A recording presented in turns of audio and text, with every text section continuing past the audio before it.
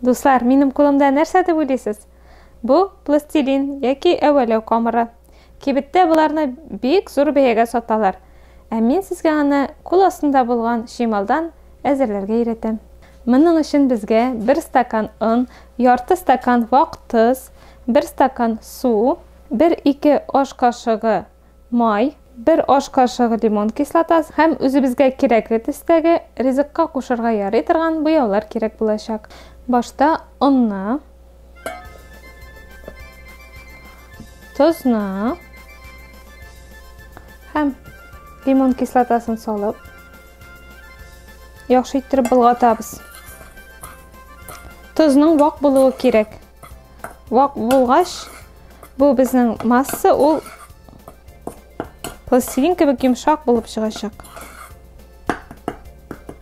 Хәзер болгатып бетергәч, су салып, янәдән болгатабыз. Сүрән утка кастрюлебезне куябыз һәм бу камырны пешерәбез. Ул менә шулай куера башлый. 1 аш кашыгы сыйпмай салып җибәрәбез. Камыр инде кашыктан куба башлады. Тиздән әзер була. Менә шундый йомшак пластилин кебек масса хасыл була. Менә хәзер үзегезгә ничә өлеш кирәк, ничә төс килә, шулай бүлгәлисез. 1 өлешенә мин мәсәлән салып карыйм паприка. Менә паприкадан ясалган камырдан кишер әвәләп куйдык. Хәзер кишергә яфрак ясыйбыз. Моның өчен зәңгәр төс белән сары төсне бутыйбыз.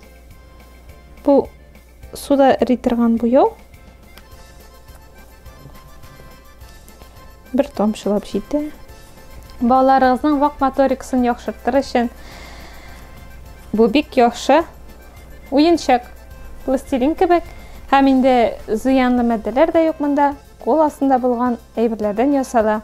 Бу пластилинны, бу камырны пакетка салып, суыткычта саклый аласыз. Ул бик озак саклана. Кирәк вакытта алып җылытасыз да һәм балагызга бирәсез.